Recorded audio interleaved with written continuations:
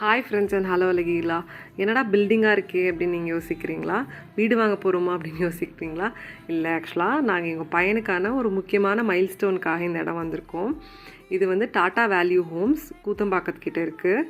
இது எந்த இடம் அப்படின்னா, என் பையனுக்கு வந்துட்டு ப்ளே ஸ்கூல் போடலாம், குழந்தைங்களோட கொஞ்சம் போய் மிங்கிள் ஆகட்டும் அப்படின்றதுக்காக பார்க்க வந்தோம். அண்ட் இப்போல்லாம் நியூக்ளியர் ஃபேமிலி ஆகிட்டோம். அப்படி இல்லைன்னா கூட தாத்தா பாட்டி கூட குழந்தைங்க இருந்தாலுமே எல்லோரும் ரொம்ப ஆக்கியபைடாக இருக்கிறதுனால குழந்தைங்களுக்கு அவங்க ஏஜ் செட்டில் இருக்க பசங்கள் கிடைக்க மாட்டேங்கிறாங்க விளாடுறதுக்கு. ஸோ அதுக்காக தான் மெயினாக நாங்கள் வந்து சரி அவனை கொஞ்ச நாள் குழந்தைங்களோட விளாடட்டும் அப்படின்னு இங்கே எடுத்துகிட்டு வந்தோம். இந்த அப்பார்ட்மெண்ட்டோட ஆம்பியன்ஸை தான் நான் காட்டிகிட்ருக்கேன். நான் வெளியில் ப்ளே கிரவுண்டோ இல்லை ஒரு பார்க்குக்கோலாம் காட்டல.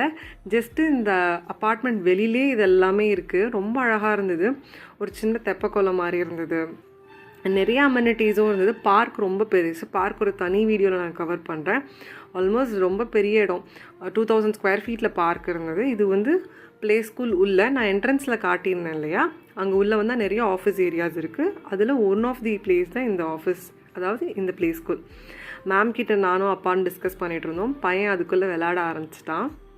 அவனுக்கு இந்த இடம் பிடிச்சிருந்தது. ஆம்பியன்ஸும் ரொம்ப பிடிச்சிருந்தது. இதுக்கு முன்னாடி நாங்கள் நிறையா ப்ளே ஸ்கூல் பார்த்தோம் பர்சனலாக. அது அவ்வளோவா அவனுக்கு செட் ஆகலை. அவன் அந்த இடத்த என்ஜாய் பண்ணல. இந்த இடம் அவனுக்கு நிஜமாக ரொம்ப பிடிச்சிருந்தது. School fees affordable and also டிரான்ஸ்போர்ட்டேஷனும் ப்ரொவைட் பண்ணுறாங்க, அதுவும் அஃபோர்டபுள். இதே 2-3 குழந்தைங்க நீங்கள் இருக்கிற இடத்துக்கு வராங்க அப்படின்னா இன்னும் கம்மியாகும். எங்கள் இடம் வந்து ஆல்மோஸ்ட் ஒரு கொஞ்சம் தூரம் தான். அதுக்கேற்ற மாதிரி எங்களுக்கு டிரான்ஸ்போர்ட்டேஷன் ஃபீஸ் சொல்லியிருந்தாங்க.